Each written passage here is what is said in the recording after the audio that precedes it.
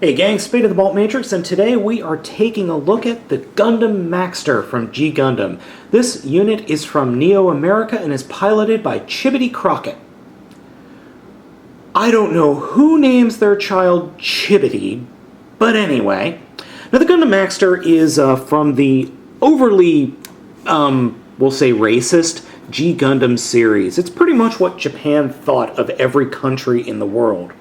Now, this figure does come with the figure itself, a shield, which can be used as a surfboard in a flying surfboard, believe it or not.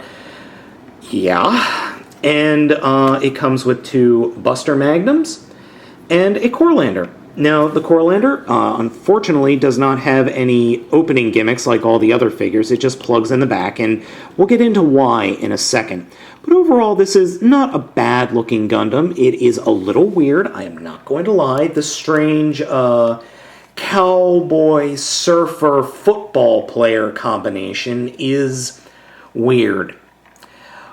It really is weird to think what other countries think of us sometimes. But it's not a bad-looking figure by any stretch of the imagination.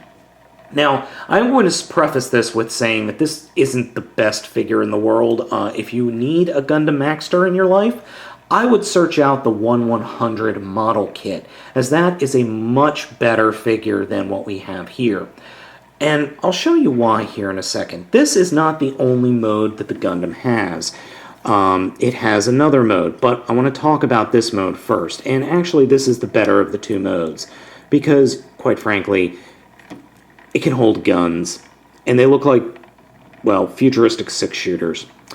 And then, along with that, it also has, well, that's another thing that I don't like, is the Corelander keeps falling off.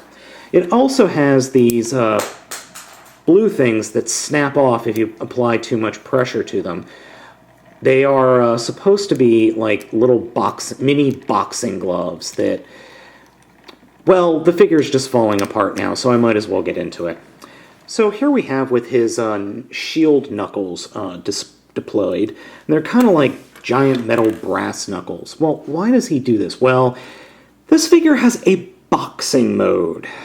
I'm not joking, there is a boxing mode. To do that, the shoulder pads come off, and then the front chest plate comes off. And then the shoulder pads plugs into the blue parts to form giant boxing gloves.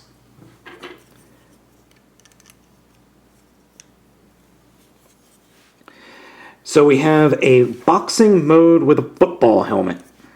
Oh, and note that nothing happens to this. It just goes off to the side. And then you can do boxing mode by turning the torso. And this single gimmick ruins the figure. I understand why it's in here, but it ruins the figure because anytime you move it, even with the shoulder pads attached, it starts moving the arms. There's no on-off switch, which I would kill for. But it just doesn't work. And you hear that? Just doesn't look good either. So, unfortunately, this is a definite avoid in my book. Like I said, if you want to get a Gundam Maxter in your life, I strongly recommend going and finding the 1/100 model kit. That was released in the US, and you can pretty much find it for about 20 bucks here online somewhere on eBay or at the GundamStore.com. You can find it. It's out there. So I would definitely avoid the 8-inch figure, simply for the punching gimmick, because it doesn't make a good figure, and it really kind of ruins the figure. So I would avoid this one, and instead I would pick up something like the Bolt or the Shining Gundam. They're vastly better figures than this guy.